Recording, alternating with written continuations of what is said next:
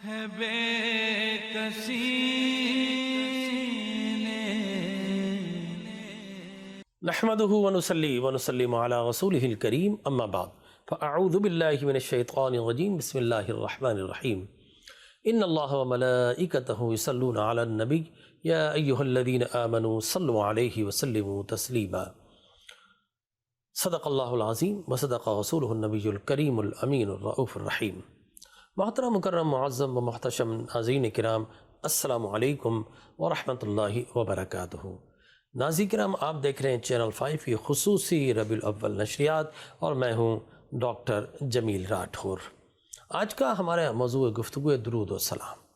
جی ہاں ناظرین کرام، آیت درود سورہ احزاب میں موجود، اور اللہ تبارک و تعالی جل وعلا نے اتنے شد و مد کے ساتھ، اتنی فصاحت و بلاغت کے ساتھ اپنے حبیب لبیب علیہ الصلاۃ والتسلیم پر ایسی عظمتوں کے پھول نچھاور کیے ہیں. آپ کو وہ مقام، وہ ایگزلٹڈ اسٹیٹڈ عطا فرمایا، وہ ڈگنیفیکیشن آپ کو عطا فرمائی ہے کہ دنیا کے سارے کی ساری مخلوقات اگر مل جائیں تو آیت درود پر اللہ نے اپنے نبی پر جو انعام و اکرام کیا ہے، اور نبی کے وسیلے سے نبی کی امت پر یہ جب درود پڑھتے ہیں اللہ کا انعام و اکرام ہوتا ہے تو نہ اس کا حساب کوئی رکھ سکتا ہے، نہ اس کا شمار کیا جا سکتا ہے. جی ہاں ناظرین کرام، درود. بندہ سوچتا ہے کہ اے رب کائنات، کیا تو بھی کچھ کرتا ہے؟ اس لیے کہ تو خدا ہے، ہم تیرے بندے ہیں. تو معبود ہے، ہم تیرے عبد ہیں. تو خالق ہے، ہم تیری مخلوق ہیں. تو رب ہے، ہم تیرے مربوب ہیں. تو رازق ہے، ہم تیرے مرزوق ہیں. خالق کے کام اور ہیں، مخلوق کے کام اور ہیں. تو ہے جو عزت دیتا ہے، ذلت دیتا ہے، ہنساتا ہے، رلاتا ہے، مارتا ہے، انسان کو زندگی دیتا ہے. یہ تیرے کام ہے. اور اے اللہ، تیرے سامنے جھکنا، نماز ہم پڑھتے ہیں تیرے لیے، تو کسی کے لیے کچھ نہیں پڑھتا. زکوٰۃ ہم تیرے لیے دیتے ہیں، تو کسی کے لیے زکوٰۃ یا عبادت نہیں کیا کرتا. اے رب کائنات، حج تیرے گھر کا کیا جاتا ہے، کسی اور کے گھر کا حج نہیں کیا جا سکتا. تو بندہ سوچنے پر مجبور ہو گیا تھا کہ اللہ بھی کسی کے لیے کرتا ہے، تو انا کا لفظ لایا گیا. ان اللہ، بے شک، بے شک. there is no doubt, no dilemma, there is no any complication.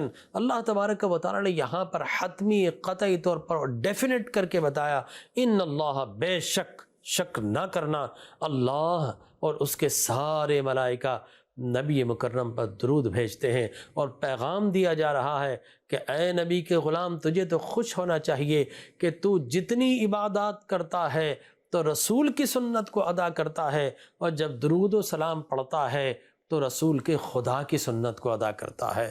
جو رسول کا بھی خدا ہے، تمہارا بھی خدا ہے. کہ وہ اعزاز و اکرام اللہ نے عطا کیا کہ ایک مسلمان خوش ہوتا ہے اور اظہار تشکر و امتنان کے لیے اپنی پیشانی اللہ کی بارگاہ میں جھکا دیتا ہے. اے رب، تیرا کتنا بڑا کرم ہے کہ تو نے ہمیں ایسے نبی کا امتی بنایا کہ جس کی نبوت کے ڈنکے صبح قیامت تک بھی بجنے ہیں، اور میدان حشر میں بھی بجنے ہیں، اور پھر میزان اور شفاعت پر بھی بجنے ہیں، اور پھر جنت کے انعام و اکرام بھی ملنے ہیں. اور یہ سب تو ملنا ہی ملنا ہے، لیکن یہ شرف عطا کیا کہ درود و سلام نبی پر بھیج کر ہمارے لیے نجات کا ایک وسیلہ بنا دیا. اور ہم یہ کہتے ہیں کہ اللہ، ہم تیرے نبی پر درود و سلام بھیجتے ہیں. یہ شرف فقط غلامان مصطفیٰ کو ملا. اس کی اگر ناظرین کرام گرامیٹیکل انالیسس کریں تو انا دراصل یہ جملہ اسمیہ ہے، یہ ناؤن ہے. جس طرح ہم انگلش میں ناؤن کہتے ہیں، اس طرح عربی میں اسم کہتے ہیں. ٹھیک ہے نا. اب اسم کے اندر کوئی زمانہ نہیں ہوتا ہے. زید، بکر، عامر، اس میں زمانہ نہیں. جو ورب ہوتا ہے، فعل ہوتا ہے، اس میں زمانہ ہے کہ پاسٹ ہے، پریزنٹ ہے یا فیوچر ہے. لہٰذا اس میں زمانے پائے جاتے ہیں. یہاں انا لایا گیا کہ لوگوں یہ نہ سمجھنا کہ اللہ ماضی میں پڑھ رہا تھا، اب نہیں پڑھ رہا، یا اب پڑھ رہا ہے تو آئندہ آنے والے فیوچر میں نہیں پڑھے گا. انا لا کر بتایا کہ اللہ تبارک و تعالی اپنے محبوب پر ماضی میں بھی درود و سلام پڑھ رہا تھا، آج بھی پڑھ رہا ہے، اور ہمیشہ ہمیشہ پڑھا جاتا رہے گا. معلوم ہوا کہ اللہ ہمیشہ سے ہے، ہمیشہ رہے گا، تو درود و سلام بھی ہمیشہ سے ہے اور ہمیشہ رہنے والا ہے. اس کے بعد ہم یہ دیکھتے ہیں کہ اور حکمت ہمیں اس میں نظر آتی ہے کہ اللہ تبارک و تعالی نے درود کو مطلق رکھا، اپنی سنت بنایا کہ یہ نہیں ہے کہ درود تم جناب اس کنڈیشن میں پڑھو یا اس کنڈیشن میں پڑھو۔ اللہ تبارک و تعالی نے درود و سلام کو مطلق رکھ کر بتا دیا کہ یہ درود وہ ہے تم کسی بھی وقت کسی بھی لمحے کہیں پر بھی پڑھو۔ ہاں یہ تو فتویٰ ہے، لیکن تقویٰ یہ ہے کہ باوضو ہو کر پڑھیں، قبلہ روح ہو کر پڑھیں، اور اپنے روح کو، اپنے جسم کو، قلب کو، قالب کو مدینہ منورہ کی جانب کر لیں، اور ادب سے اگر درود و سلام پڑھیں تو آقا کریم علیہ الصلاۃ والتسلیم نے فرمایا لیس من عبد یصلی الا بلغنی صوت حیث کان قال بعد وفاتک قلنا بعد وفاتک ان اللہ حرم علی الارض ان تأکل اجساد الانبیاء۔ حضور نے فرمایا میرا غلام، میرا بندہ جہاں سے درود بھیجے مجھ پر پہنچتا ہے، یا میں خود سنتا ہوں یا پھر میرے خدام فرشتے مجھ تک پہنچا دیتے ہیں، میں تو اللہ کے انوار و تجلیات میں مشغول ہوتا ہوں، تو نا اللہ یرد السلام، اللہ تبارک و تعالی ود اللہ روح حتیٰ یرد السلام، اللہ میری توجہ غلاموں کی جانب کرتا ہے تو میں خود بھی سن لیتا ہوں، اور لائے ہوئے سلاموں کو جو فرشتے درود و سلام لاتے ہیں ان کو دیکھ بھی لیتا ہوں۔ فلاں بن فلاں نے، آئے ہائے اندازہ کیجئے کہ بارگاہ مصطفیٰ میں ہمارا نام لیا جائے کہ یا رسول اللہ آپ کے فلاں بن فلاں غلام نے والدین کے ساتھ اس انداز سے آپ پر درود بھیجا ہے، تو آپ چاہتے ہیں بارگاہ مصطفیٰ میں ہمارا نام آئے تو درود پڑھا کریں۔ اور ایک مرتبہ دیکھیے ہمارے اخلاق ہیں جو کہ پستی میں جا رہے ہیں، لیکن آج ہمیں بھی کوئی سلام کہے تو ہم کہتے ہیں وعلیکم السلام، تو ایک مرتبہ حضور کی بارگاہ سے وعلیکم السلام یا امتی آ گیا تو امت کا بیڑا پار ہو جائے گا، انڈیویجول سے لے کر اور کلیکٹیولی سارے مسلمان ترقی پا جائیں گے۔ لیکن ناظرین کرام درود و سلام پڑھیں تب انشاءاللہ اللہ کرم فرمائے گا، تو کثرت سے درود پڑھیں کہ اللہ تبارک و تعالیٰ کی سنت مبارکہ ہے۔ وہ یہاں پر میں آپ کو ایک اور بنیادی بات بھی بتاتا چلوں، جب آدم علیہ الصلاۃ والتسلیم کو اللہ نے تخلیق فرمایا، جنت میں تنہا تھے، انہوں نے رب سے دعا مانگی کہ اللہ میں تنہا ہوں، میری نوع کا اور میری کائنڈ کا یہاں پر کوئی دوسرا ذی روح موجود نہیں ہے، کوئی مخلوق موجود نہیں ہے، اللہ میری جیسی مخلوق پیدا فرما۔ تو اللہ تبارک و تعالی نے ان کی پسلیوں سے حضرت حوا کو پیدا فرمایا، اور حضرت حوا جب پیدا ہوئیں تو انہوں نے ان کی جانب پروسیڈ کیا تو کہا فقالت الملائکۃ مہ یا آدم حتیٰ تودی مہرہا، اے آدم رک جا، جب تک حق مہر ادا نہیں کرے گا تو پروسیڈ نہیں کر سکتا۔ پوچھا وہ کس طرح ادا کروں؟ فقال آدم ما عندی شیء، میرے پاس تو کچھ بھی نہیں ہے۔ فرمایا یصلی علیہ نبیک محمد صلی اللہ علیہ وسلم فصلی آدم ثلاث مرات، کہ تمہارے پاس کچھ ہے، تم نبی آخر الزماں پر درود بھیجو۔ 3 مرتبہ حضرت آدم نے درود بھیجا تو اللہ تبارک و تعالی نے حضرت آدم کا نکاح بھی حلال قرار دے دیا، اور اس کے ساتھ ساتھ اللہ تبارک و تعالی نے جنت میں انہیں ایک رفیقہ حیات بھی عطا فرما دی۔ معلوم ہوا کہ آدم علیہ الصلاۃ والتسلیم کی اولاد جو آ رہی ہے وہ اسی درود و سلام کی برکت سے آ رہی ہے، ان کا حق مہر درود و سلام مقرر ہوا، وہ انہوں نے ادا کیا۔ لہٰذا آدم کی اولاد تو وہ ہے، آدمی وہ ہے جو اپنے باپ کی سنت کو ادا کرتے ہوئے درود و سلام پڑھے، اور جو درود سلام نہ پڑھے اسے آدمی ہی نہیں مانتے، اس لیے کہ وہ آدم کی اولاد کہاں، ان کی لیگیسی کیری نہیں کر رہا۔ تو ناظرین کرام شروع میں یہی ہوا، پھر فرمایا وَمَلَائِکَتَہُ، اب ملائکہ ان اللہ و ملائکتہ، اب ملائکہ یہ جو ہے وہ ایک پلورل ٹینس ہے، جو جمع ہے، اور جمع کس پر ہوتی ہے؟ عربی میں 2 سے زائد پر جمع بولی جاتی ہے، لہٰذا جب جمع کہہ لی جائے اس کا مطلب ہے all۔ تو اللہ تبارک و تعالیٰ فرما رہا ہے ان اللہ و ملائکتہ، اللہ اور بے شک اس کے سارے ملائکہ، سارے نبی مکرم پر درود و سلام بھیج رہے ہیں۔ یہ جو کرامن کاتبین بیٹھے نا یہاں ہمارے اعمال لکھ رہے ہیں، وہی رسول اللہ پر درود و سلام بھی بھیج رہے ہیں۔ تو فرشتے سارے کے سارے فرشتے درود و سلام بھیج رہے ہیں۔ اب فرشتے کتنے ہیں؟ اگر فقط انسانوں کو گن سکیں، کاؤنٹ کر سکیں، اور پھر اسے 2 سے ملٹیپلائی کریں تو فقط کرامن کاتبین کی تعداد نکلتی ہے۔ اور کرامن کاتبین کون؟ صبح آتے ہیں، پھر 2 شام کو آتے ہیں، الگ الگ ڈیوٹیز چینج ہوتی ہے ان کی۔ اس کا مطلب ہے 101 سے 4 کو ملٹیپلائی کرنا پڑے گا، اور پھر دنیا میں جتنے انسان ہیں اور پھر ان کی تعداد نکال کر فقط کرامن کاتبین کی تعداد نکلے گی۔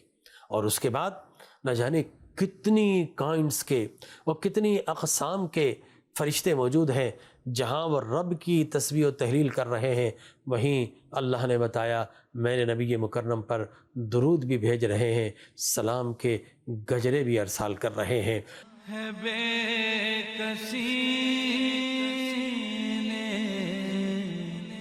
تو ناظرین کرام وملائکتہ کہہ کر اللہ نے کیا، پھر یصلون دراصل یہ عربی میں مضارع کا صیغہ ہے۔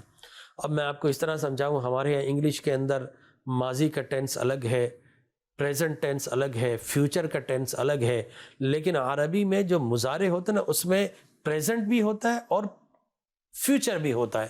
مثال کے طور پر یضربون، وہ مارتا ہے، مارتا رہے گا، ٹھیک ہے نا، یصیمون، وہ روزہ رکھتا ہے، رکھتا رہے گا، یفعلون، وہ کوئی کام کر رہا ہے، کرتا رہے گا، یعنی پریزنٹ بھی اور فیوچر بھی ہے۔ لہذا یصلون لا کر بتایا گیا کہ اللہ اور اس کے فرشتے درود بھیجتے ہیں اور ہمیشہ ہمیشہ بھیجتے رہیں گے۔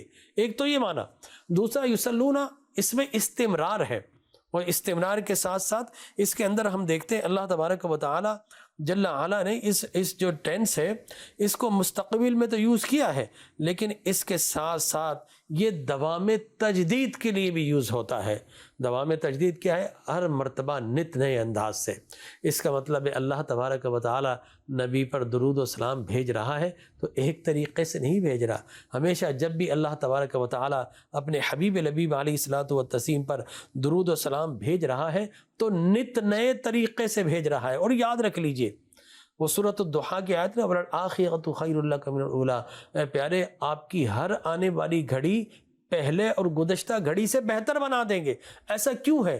اس کی وجہ یہ ہے کہ اللہ تبارک و تعالی جب بھی نبی پر درود بھیجتا ہے، نئے انداز سے بھیجتا ہے، تو اللہ اتنا کرم کرتا ہے کہ اپنے محبوب کو ہر آنے والے لمحے میں ایک نئی شان بھی عطا کر دیتا ہے اور ایک نرالا مقام بھی عطا کر دیتا ہے۔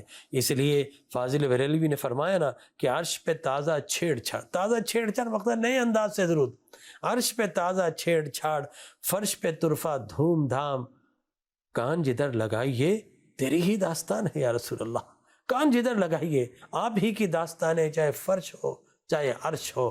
لہذا اللہ تبارک و تعالی نبی پر درود و سلام بھیج رہا ہے، اور صلاۃ و سلام ہر وقت جاری ہے۔ عزیز کرام، اللہ نے ہمیں دو قسم کی صلاۃ عطا فرمائی۔ ایک صلاۃ، دیکھیے یہ ہم نے نام رکھے نماز، یہ ہماری اپنی زبان ہے، پرشین ازبک کہیں سے مل کر یہ آ گیا نماز، ہم نے نماز کہنا شروع کر دیا، لیکن عربی لوگ کو نہیں پتا نماز کیا تھا، واٹ مینز آف دا نماز، ان کو تو پتا صلاۃ، تو عربی میں نماز کو صلاۃ کہتے ہیں۔ اسی طریقے سے درود کو بھی صلاۃ کہتے ہیں، ان اللہ و ملائکۃ یصلون علی النبی، صلاۃ کا لفظ، نماز کو بھی صلاۃ کا، درود کو بھی صلاۃ کا۔ اور جب اب ہم نماز پڑھتے ہیں اس میں دو صلاۃ جمع ہیں، ایک صلاۃ للہ ہے اور ایک صلاۃ للرسول ہے۔ دیکھیے اب جو ہم نماز پڑھتے ہیں نا، یہ کس کی سنت ہے؟ اس کو بھی صلاۃ بولتے ہیں۔ یہ جو صلاۃ ہے یہ کس کی سنت ہے؟ یہ رسول اللہ کی سنت۔ اور وہ درود و سلام جسے صلاۃ کہتے ہیں وہ کس کی سنت؟ اللہ تبارک و تعالیٰ کی سنت۔ تو میں آپ سے سوال کر لوں ناظرین کرام، ایک لمحے کے لیے ذہن کو دستک دیجئے کہ سنت کس کی بڑی ہے؟ کیا مصطفیٰ کی یا مصطفیٰ کی خدا کی؟ تو آپ کہیں گے خدا کی سنت بڑی ہے۔ خدا کی سنت کیا ہے؟ درود و سلام پڑھنا۔ رسول اللہ کی سنت کیا ہے؟ نماز پڑھنا۔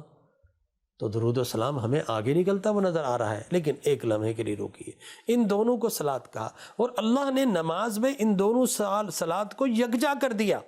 نماز کا جو پہلا پارٹ ہے وہ رسول اللہ کی سنت ہے صلاۃ، اور نماز کا جو آخری حصہ ہے جس میں درود پڑھتے ہیں یہ اللہ کی سنت ہے۔ ان دونوں کو اللہ نے نماز میں کمبائن کر کے نماز کو اعلیٰ ترین عبادت بنا دیا۔